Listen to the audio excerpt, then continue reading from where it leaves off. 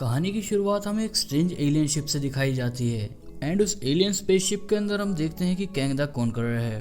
तभी कैंग से उसका एक साइंटिस्ट बोलता है कि हमारी शिप को कोई डिटेक्ट नहीं कर सकता, हम अर्थ की ऑर्बिट पे खड़े हैं। एंड तभी हम देखते हैं कि कैंग एक लड़की को हाथ लगाने की कोशिश कर रहा है, बट तभी कैंग से उसका साइंटिस्ट बोलता है कि हमारा टारगेट न्यूयॉर्क के अंदर है। एंड तभी सीन शिफ्ट होता है न्यूयॉर्क में, जहां स्टीव और टोनी आपस में बात कर रहे होते हैं एंड टोनी ब्रेकफास्ट कर रहा होता है। स्टीव टोनी से बोलता है कि न्यूज़पेपर में ये लिखा आया है कि तुम एक फ्यूचरिस्टिक हो टोनी। इस फ्यूचरिस्टिक का मतलब क्या होता है, मैं भी जानना चाहूंगा। तब टोनी स्टीव से बोलता है कि इसका मतलब है जो भविष्य देख सकता है। एंड तभी सीन शिफ्ट होता है हल्क के ऊपर, जिसके पास में होकाई आके बैठता है एंड वो दोनों टोनी और स्टीव को बॉक्सिंग रिंग में देख रहे होते हैं, जहां स्टीव टोनी से बोलता है कि तुम्हें अपनी टेक्नोलॉजी पे निर्भर ना होकर अपनी बॉडी को भी ट्रेन करना चाहिए। जिसके रिप्लाई में टोनी बोलता है वो एक ऐसे प्रोजेक्ट पे काम कर रहा है जिससे कि वो खतरे को पहले ही भाप ले। एंड तभी हमें अगले सीन में एंटमैन, वास्प और थोर दिखाए जाते हैं, जो कि एक क्रिमिनल को एक सिक्योरिटी फैसिलिटी के अंदर ले जा रहे होते हैं। तब एंटमैन बोलता है कि मैंने टोनी और रीड के साथ मिलकर एक सिक्योरिटी फैसिलिटी बनाई है जिसके अंदर हम सारे क्रिमिनल्स को रख सकते हैं। एंड तब एंटमैन गेट ओपन करके नेगेटिव जोन के अंदर पहुंचता है, जहां उनका स्वागत एक अल्ट्रॉन बोट करता है। एंड वहां वो अल्ट्रॉन बोट उस क्रिमिनल को एक स्पेयर के अंदर कैद करके ऊपर की तरफ ले जाता है। और वहीं हमें अगले सीन में कैप्टन अमेरिका और आयरन मैन रेडी होते हुए दिखाए जाते हैं, जहां पर आयरन मैन कैप्टन अमेरिका से कहता है कि अब जमाने को तुम्हारे पुराने तरीकों की कोई ज़रूरत नहीं है कैप। जिसके रिप्लाई में कैप्टन बोलते हैं कि हेल्थ इज़ वेल्थ होती है टोनी। बट तभी एक लाइट शाइन करती है और एक पोर्टल खुलता है और उसमें से निकलता है Kang the conqueror. Kang Tony और स्टीव के आगे आके बोलता है कि मैं भविष्य से आया हूँ। और तभी कैंग एक पोर्टल में से गन निकाल के बोलता है कि मेरे पास कैप्टन अमेरिका के लिए एक मैसेज है। एंड तब कैंग कैप्टन अमेरिका और टोनी पे फायर कर देता है, बट तभी टोनी मेंशन के डिफेंस सिस्टम ऑन कर देता है। एंड तब कैंग अपने आसपास एक शील्ड बना लेता है एंड तब टोनी अपने रिपल्सर बीम से कैंग पे शूट करता है, बट कैंग अपने आप को टेलीपोर्ट करके टोनी के पीछे आ जाता है और उसे एक हाथ से उठा लेता है। एंड तभी कैप्टन अमेरिका अपनी शील्ड कैंग की तरफ फेंकते हैं। कैंग कैप्टन अमेरिका की शील्ड को हवा में ही रोक देता है। एंड तभी सीन शिफ्ट होता है थोर और जेनेट पे। थोर पूछता है ये कौन सी जगह है, जिसके रिप्लाई में एंटमैन कहता है कि ये नेगेटिव जोन है थोर। और तभी उनका एवेंजर्स सिक्योरिटी कार्ड एक्टिवेट होता है और उन्हें पता पड़ता है कि एवेंजर्स हेडक्वार्टर में अटैक हुआ है। एंड मेंशन के अंदर कैंग ने कैप्टन अमेरिका को नॉकआउट कर दिया था और आयरन मैन जार्विस से बोलता है कि कैंग की कमजोरियां ढूंढो, पर जार्विस बोलता है कि उसकी टेक्नोलॉजी अब की नहीं है सर, वो फ्यूचर से आया है। और तब टोनी और कैप्टन एक साथ मिलकर कैंग को रोकने की कोशिश करते हैं, जिसमें वो नाकामयाब होते हैं। बट तभी कैंग के पीछे पीछे से हल्क आता है एंड हल्क कैंग को दूसरे रूम में फेंक के मारता है। एंड इसी मौके का फायदा उठाते हुए होकाई कैंग को टारगेट कर देता है। तब हल्क पीछे से आकर कैंग को हवा में उठा देता है एंड कैंग जब बोलता है मैं भविष्य से आया हूँ एंड वहाँ पे सब कुछ डिस्ट्रॉय हो चुका है, वो भी एक इंसान की वजह से, एंड वो कैप्टन अमेरिका है। एंड तभी कैंग हल्क और कैंग और बाकी एवेंजर्स को शॉक दे देता है, बट तभी थोर का हैमर कैंग को हिट करता है जोर से। एंड नेगेटिव जोन में जो एवेंजर्स थे वो सारे एवेंजर्स की हेल्प के लिए एवेंजर मेंशन में आते हैं। और कोई रास्ता ना दिखते हुए कैंग अपनी चेयर को समन करता है और सारे एवेंजर्स पे फायर करवाने लग जाता है। एंड तब कैंग बाकी सारे एवेंजर्स से बोलता है तुम जिस कैप्टन अमेरिका को बचाना चाहते हो, देखना चाहते हो, उसे बचाने का नतीजा क्या होगा। और तब कैंग उन सारे एवेंजर्स को एक ऐसे वर्ल्ड में टेलीपोर्ट कर देता है जो कि पूरी तरह डिस्ट्रॉय हो चुका है एंड वहाँ पे लाइफ एग्जिस्ट नहीं करती। और तब कैंग एवेंजर्स से बोलता है कि ये सब कैप्टन अमेरिका की वजह से हुआ है। और तब थोर बोलता है कि किसी अकेले इंसान के लिए इतना विनाश कर पाना नामुमकिन है। जिसके रिप्लाई में कैंग बोलता है कि कैप्टन डायरेक्टली अर्थ को ऐसे डिस्ट्रॉय नहीं करेगा, पर मैं ये कहना चाहूँगा कि अर्थ की टेक्नोलॉजी इतनी पावरफुल नहीं है कि वो एलियन स्पेस टेक को रोक सके अर्थ पे अटैक करने से।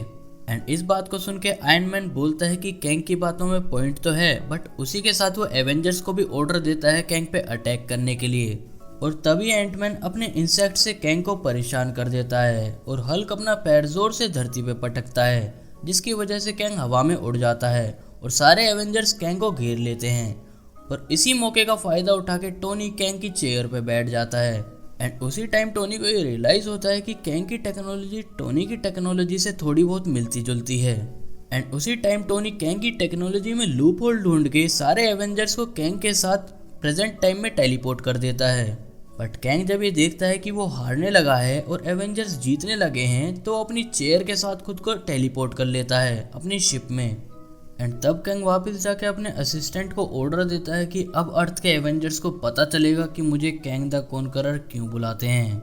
एंड तब कैंग हजारों की तादाद में अपनी शिप को अर्थ के अंदर टेलीपोर्ट कर देता है जो अर्थ पे अटैक करने लग जाती हैं अर्थ के लोगों पे। एंड तब कैंग से उसका सर्वेंट बोलता है कि अर्थ पे अटैक शुरू हो चुका है माय सर। एंड कैंग के चेहरे पे एक स्माइल दिखती है। वहीं दूसरी तरफ हेली कैरियर में से निक फ्यूरी ये जानने की कोशिश कर रहा था कि इन अटैक्स को अर्थ पे कौन करवा रहा है। एंड स्ट्रीट पे दो बच्चे आपस में जा रहे होते हैं जिसपे एक रोबोट अटैक कर देता है। बट तभी उस रोबोट को रोकने के लिए कैप्टन अमेरिका बीच में आ जाता है और अपनी शील्ड से उन दोनों बच्चों को बचा लेता है और उस रोबोट को हल्क बीच में से आके फाड़ देता है। एंड तभी वास्प बोलती है कि आयरन मैन कहाँ पर है। और तब हमें पता चलता है कि आयरन मैन और थोर हेली कैरियर पे होने वाले अटैक्स को रोक रहे थे।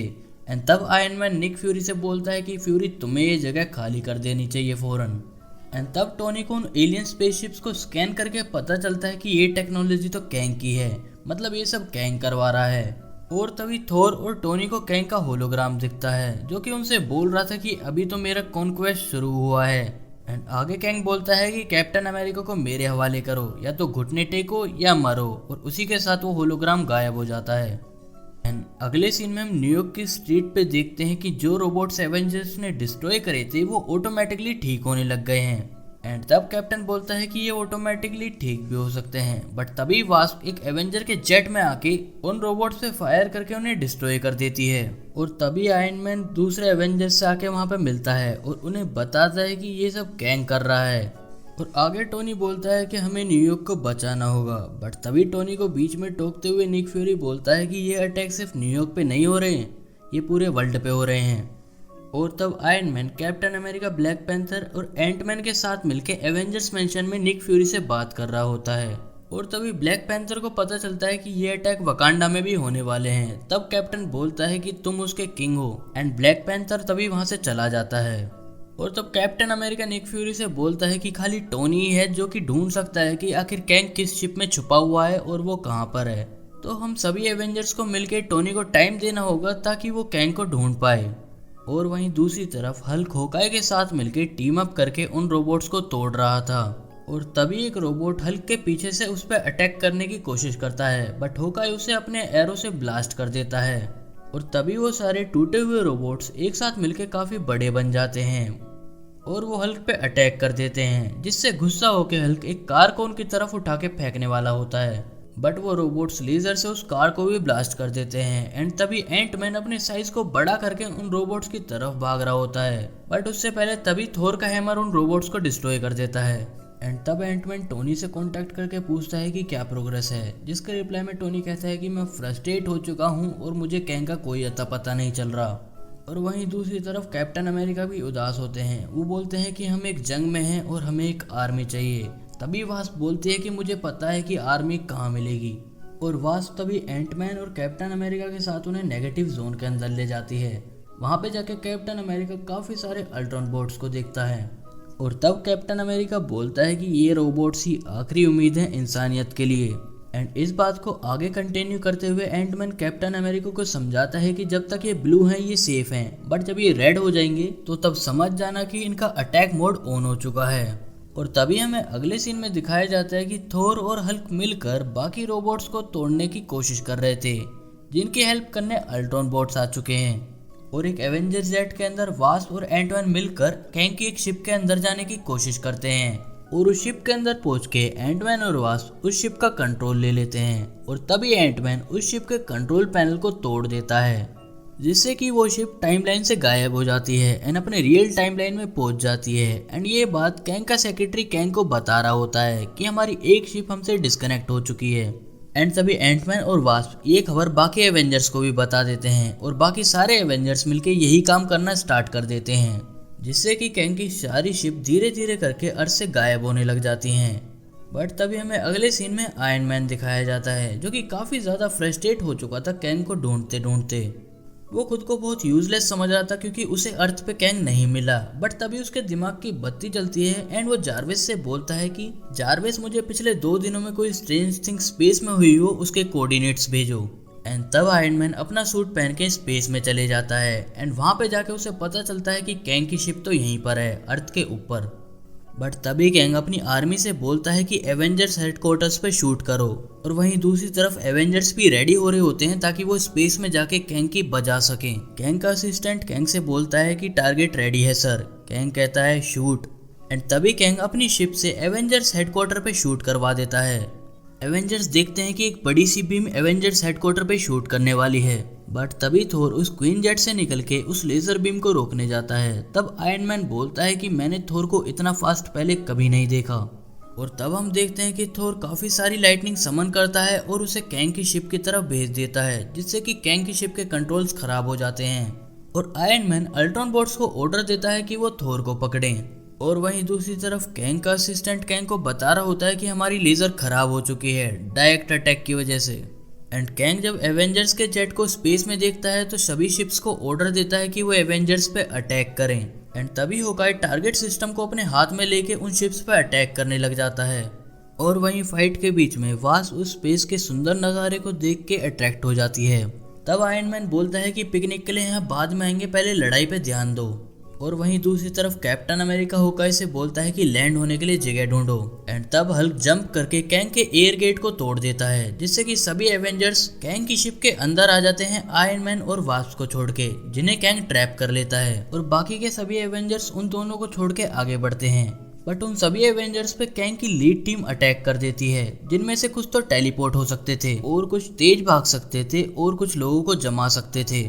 और कैंग की लीड टीम में से तेज भागने वाला स्पीड ट्रो होकाई के एरो को पकड़ के बोलता है कि तुम मुझे एरो से क्यों मारना चाहते थे, आखिर तुम मुझे एरो से कैसे मार सकते हो। बट तभी होकाई का एरो स्लिप हो जाता है और एक ब्राइट लाइट शाइन होती है, जिसकी वजह से कैंग की लीड टीम के मेंबर्स कुछ देख नहीं पाते और इस मौके का फायदा उठा के बाकी सभी एवेंजर्स उनकी धुलाई कर देते हैं। और वहीं हमें दूसरी तरफ स्पेस के अंदर आयरन मैन और वास्प दिखाई जाती है। एंड वास्प बोलते हैं कि मेरे पास एक आइडिया है जिससे हम शिप के अंदर एंटर कर सकते हैं। एंड वो सब कैंग की बाकी बाहर वाली शिप के आगे जाके खड़े हो जाते हैं। एंड जब कैंग की बाकी शिप कैंग की मेन शिप पे लेजर शूट करती हैं तो एक होल ओपन हो जाता है, जिससे आयरन मैन और वास्प कैंग की मेन शिप के अंदर चले जाते हैं। और दूसरी तरफ एंट मैन अल्ट्रॉन बोट को ऑर्डर देता है कि इस शिप को स्कैन करो। एंड अल्ट्रॉन बोट को देख के होकाई बोलता है कि ये काफी ज्यादा क्रीपी है। तभी एंट मैन बोलता है कि हे, तुम ऐसे बेइज्जती नहीं कर सकते, इसका सिर एंट की तरह डिजाइन करा गया है, ओके। एंड अगले सीन में हम देखते हैं कि वास्प उस अटैक के बाद एक टनल के अंदर पहुंच जाती है, जहां से वो वैक्यूम की तरह खिंच के उस लेडी के पास पहुंच जाती है जिसको हमने स्टार्टिंग में देखा था। एंड तब वास्प पूछती है कि आखिर ये कौन है, और पीछे से रिप्लाई आता है ये प्रिंसेस रवाना है।